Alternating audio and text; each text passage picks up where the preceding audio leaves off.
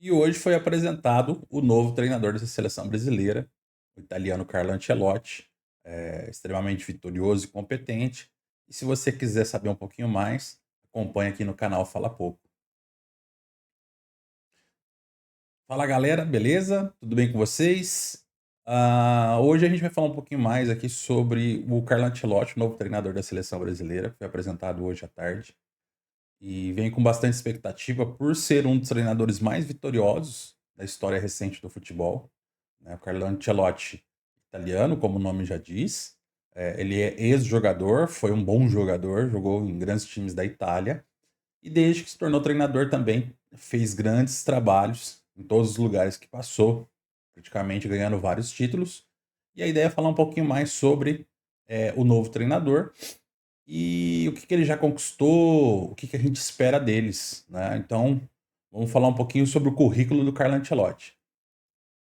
O Carlo Ancelotti, se a gente for pegar em questão de conquistas, né, a gente consegue ver que ele foi pela Juventus da Itália, ele foi campeão da Copa Intertoto da UEFA, que seria a Copa UEFA, em 1999. Depois ele foi, multicampeão com o Milan de Kaká, Seedorf, Inzaghi, né, o Milan que era um super time, Dida, Cafu, enfim, vários jogadores. Depois ele teve uma passagem boa também pelo Chelsea da Inglaterra, né, ganhou a Premier League, a Copa da Inglaterra também. Depois teve também uma passagem com títulos também pelo Paris Saint-Germain, onde conquistou todos os títulos a nível nacional. Passou pelo Bayern de Munique, aonde também teve, êxito, também conquistando todos os títulos nacionais. Mas é o que ficou mais marcado como treinador, além do Milan, né, que foi um time multicampeão, principalmente foi a sua história no Real Madrid, né. No Real Madrid ele teve 2 passagens. A primeira passagem dele, foi por volta de 2014 até 2016, e depois, né, desde 2021, né, no Real Madrid, aonde ele se consolidou como um dos maiores treinadores da história do clube e também um dos maiores treinadores da história do mundo de clubes, né? Ganhou várias Champions Leagues, vários clubes, vários títulos importantes, né? Alguns mundiais. Isso mostra a capacidade de adaptação do Ancelotti, porque em todos os países que ele passou, ele foi campeão nas 5 principais ligas do mundo em relação às ligas europeias. Nunca até então, nunca treinou uma seleção, que não é o perfil do treinador europeu. O treinador europeu, de certa forma, ele prefere treinar clubes, a seleção, né? A gente vê como o Klopp, como o Guardiola, Simeone, entre outros. Então, assim, a gente sabe que ele tem um estilo meio paizão, podemos dizer assim. Isso acaba sendo bom, porque o jogador precisa de atenção, precisa de carinho. Os jogadores brasileiros têm essa questão de precisar de um pouco mais de carinho, mas também é um treinador que tem conhecimentos táticos avançados, modernos, justamente para estar, né, sempre dirigindo grandes clubes e disputando vários títulos e conquistando esses títulos, né? Os jogadores que são mais próximos ao Ancelotti falam que ele consegue muito à base da conversa, convencer os jogadores, ajustar alguma coisa. Isso talvez seja um ponto muito positivo hoje para a seleção brasileira, né? Por quê? Nós temos uma geração aí de jogadores que não conseguiram conquistar grandes coisas com a camisa da seleção, como por exemplo, já nem está sendo convocado, mas o Thiago Silva, temos os goleiros Alisson e Ederson, temos aí o Marquinhos, zagueiro, os laterais Danilo, Alexandro, o próprio Neymar, né, onde se já a gente tem muita esperança, é o melhor jogador brasileiro, mas hoje a gente sabe que ele está numa fase que a gente não sabe se ele quer jogar bola ou não. Primeiro ele precisa se recuperar fisicamente, tecnicamente e ter uma sequência. Esse foi um dos motivos também que ele ficou de fora dessa convocação, dessa primeira convocação do Ancelotti. E a gente espera que talvez um pouco na base da conversa e também por esse currículo todo que o Ancelotti tem, ele vem com um peso diferente do que teve o Dorival Júnior, do que o Diniz na seleção brasileira. É um treinador que vem com um nome, vem com peso. Ele provavelmente vai ter um pouco mais de liberdade. A gente sabe também que a CBF é uma bagunça. Acabou de sair o ex-presidente, anunciou essa semana, hoje, entre ontem e hoje, o novo presidente da CBF. Isso traz um pouquinho de incerteza, traz um pouquinho de desconfiança em relação ao trabalho, mas acho que o principal e que o Ancelotti tem condições de fazer é resgatar o torcedor brasileiro. Com o quê?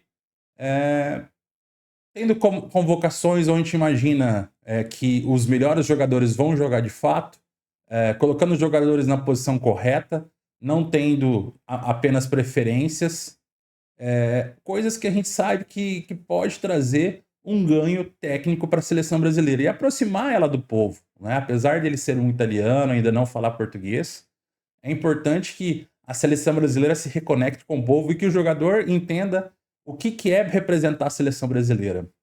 Então a gente tem alguns casos, por exemplo, de jogadores que estão retornando agora, que são o Richarlison, é um jogador que é esforçado, mas ele nunca faltou vontade.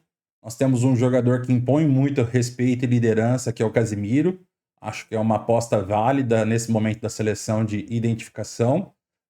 Temos outros jogadores que vêm se destacando, jogadores da Atalanta, jogadores do Mônaco, enfim, são jogadores que são bem vistos na Europa, que tem grande potencial, estão jogando bem. Então, eu acho que a mescla que ele está fazendo hoje de jogadores que atuam no Brasil, como o Hugo, Wesley, que estão num bom momento, né, junto com jogadores que não estavam sendo convocados e jogadores que talvez não tenham sido tão testados assim, como o Wanderson, lateral, né, enfim, são alguns jogadores que é importante hoje ele fazer essa mescla e de buscar o que é o melhor para a seleção brasileira, né, nesse momento.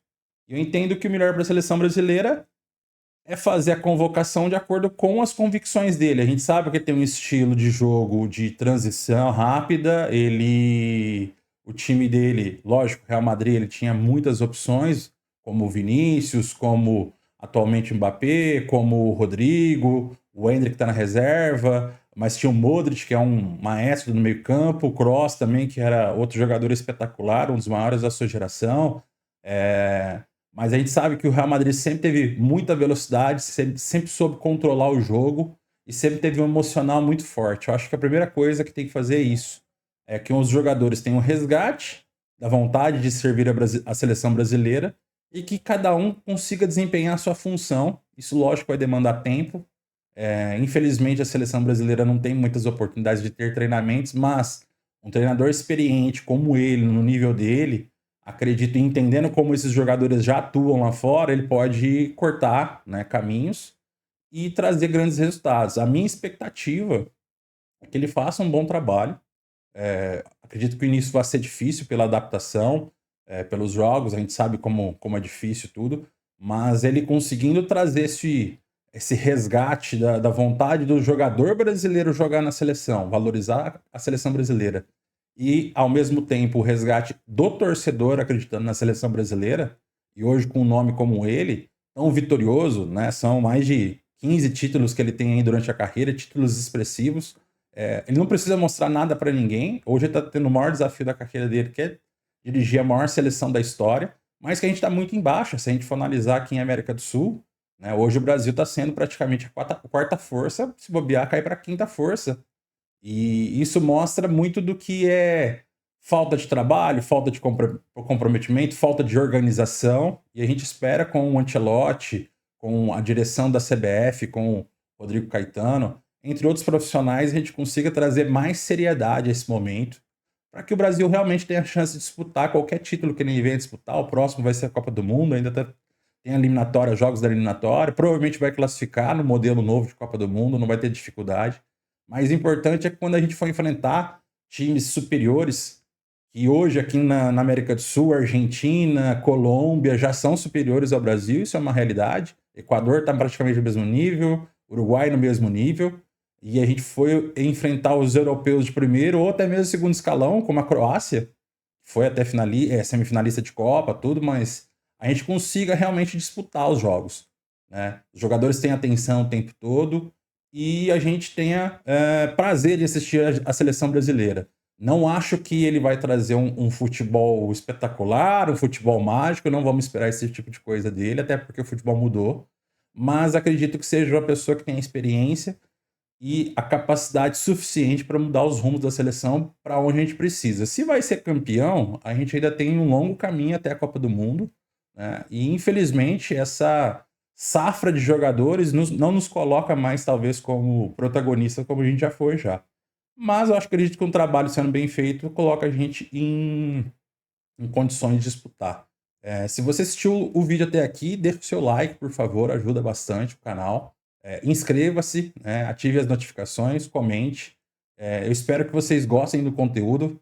Tem outros vídeos que estão sendo produzidos, já foram produzidos, e que está sendo feito de coração, que vocês gostem e possam aproveitar. Eu quero tentar trazer isso para vocês com bastante leveza, com bastante clareza, e espero que vocês gostem. Beleza? Valeu!